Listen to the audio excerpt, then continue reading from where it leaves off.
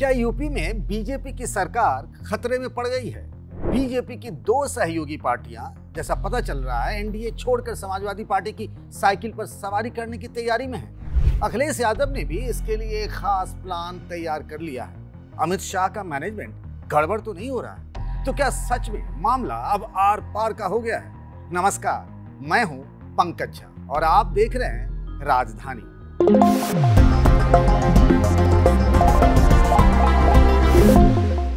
लखनऊ की सड़कों पर होर्डिंग लगे, मुख्यमंत्री के घर से लेकर गोमती नगर तक। निषाद की ताकत को मत आजमाओ, भरोसे को यूं मत गवाओ। ये चेतावनी है निषाद पार्टी की, वो भी तब जब पार्टी के अध्यक्ष संजय निषाद पहले मिले डिप्टी सीएम ब्रजेश पाठक से और फिर उनकी मुलाकात होती है सीएम योगी आदित्यनाथ से।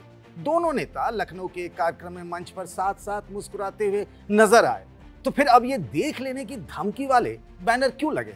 मतलब साफ है, राजनीति में एक कहावत बड़ी पुरानी, जैसा दिखता है वैसा होता नहीं। यानी संजय निषाद के मन में कुछ तो चल रहा है, चल तो बहुत कुछ रहा है, और वो भी जयंत चौधरी के मन में भी। मोदी सरकार में मंत्री और आरएलडी के अध्यक्ष जयंत चौधरी बार बार क्यों कह रहे हैं कि उन पर बंदिशें बहुत हैं?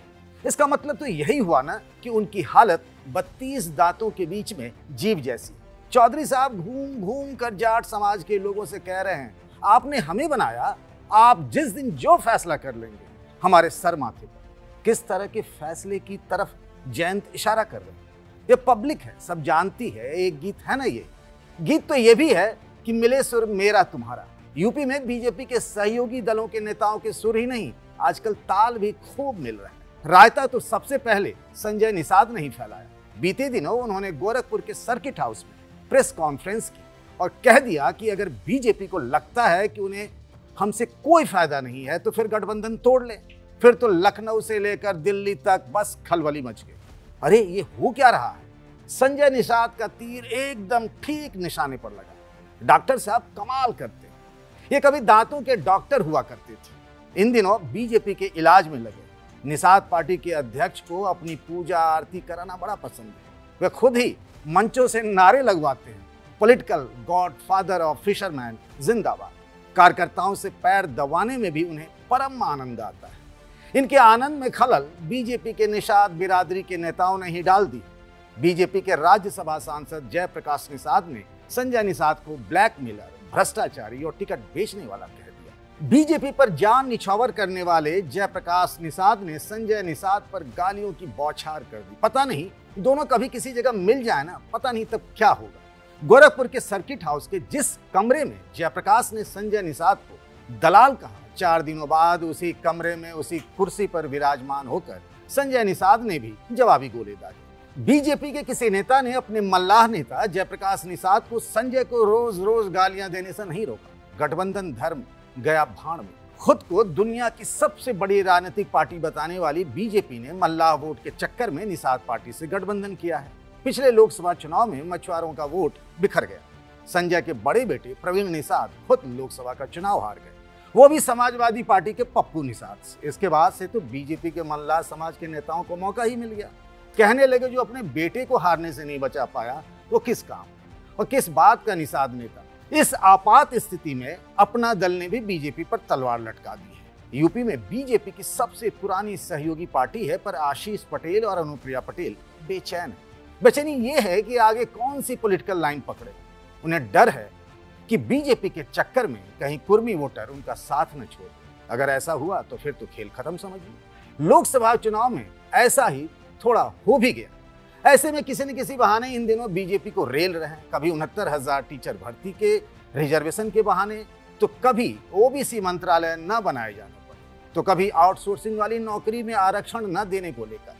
यूपी सरकार में मंत्री आशीष पटेल ने तो सूचना विभाग पर 1700 करोड़ रुपए खर्च कर उनकी छवि खराब करने के आरोप तक लगा दिए। उनकी पत्नी अनुप्रिया पटेल इस समय मोदी सरकार में मंत्री हैं। उनकी छोटी बहन पल्लवी पटेल विधायक है, पर अखिलेश यादव से उनका छुट्टम छुट्टा हो गया है। ऐसे में अपना दल के लिए समाजवादी पार्टी की तरफ जाने वाला रास्ता तो खुल ही गया है। लेकिन ओम प्रकाश राजभर के लिए ये वाली राह आसान नहीं है। कभी अखिलेश यादव को मुख्यमंत्री बनाने की कसम खाने वाले राजभर से उनके संबंध बहुत खराब हो चुके हैं। अखिलेश ने तो अपने लोगों को उनकी बैंड बजाने को कह दिया है। इसीलिए समाजवादी पार्टी के प्रवक्ता दिन भर राजभर को गरियाते रहते हैं। वैसे राजनीति में दुश्मन कब दोस्त बन जाए कहा नहीं जा सकता। ओम प्रकाश राजभर ने लखनऊ और दिल्ली वाली बीजेपी में गजब का बैलेंस बना रखा है, इसीलिए उनका मामला और हिसाब किताब इन दिनों तगड़ा चल रहा है। वैसे राजभर की पार्टी सुहेलदेव भारतीय समाज पार्टी पहले भी बीजेपी से एक बार अलग हो चुकी है। बीजेपी के राजभर नेताओं से उन्हें परेशानी जरूर है। योगी सरकार में मंत्री अनिल राजभर की परछाई तक से उन्हें चिढ़ है। ये वैसी ही एलर्जी है जैसी आरएलडी वालों को बीजेपी के जाट नेताओं से है। किसी का भी नाम ले लीजिए, हाथ मिले पर दिल से मिलना तो हो नहीं पाता। यूपी सरकार के मंत्री चौधरी लक्ष्मी नारायण ने राष्ट्रीय लोकदल को पनौती कह दिया। बोले ये जिसके साथ रही उसी का सूपड़ा साफ हो गया।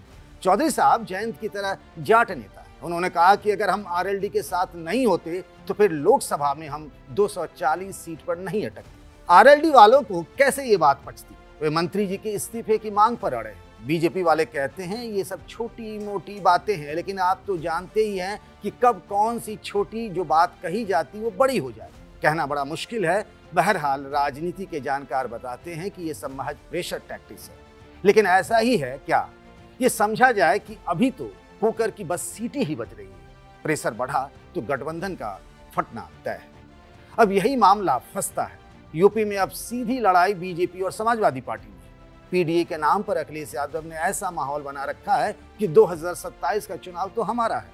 अभी तो उन्होंने अपनी पार्टी के लोगों को कह रखा है कि बीजेपी के सहयोगी दलों को ठोको, लेकिन राजनीति की कोई फिक्स फॉर्मूला तो होता नहीं है। जैसे अखिलेश ने 2017 के चुनाव के बाद कांग्रेस से गठबंधन तोड़ा और अब राहुल गांधी के साथ नजर आते हैं। क्या पता यूपी चुनाव से पहले भी ऐसा ही खेला हो जाए। अब बात आपकी, क्या आपको भी ऐसा ही लगता है कि बीजेपी के दो सहयोगी दल अब एकदम से मन बना चुके हैं समाजवादी पार्टी के साथ जाने के लिए? अगर ऐसा होता है तो फिर नफा किसका और नुकसान किसका? इस वीडियो को बनाने में हमारी मदद की हमारे सहयोगी शुभम तिवारी और प्रगति चौरसिया। आपको हमारा कार्यक्रम यानी हमारी बातें कैसी लगी, या फिर आपके पास कोई दिलचस्प खबरें भी हैं राजनीति से जुड़ी हुई, तो आप कमेंट बॉक्स में जाकर हमें ये बता सकते हैं। आज के लिए बस इतना।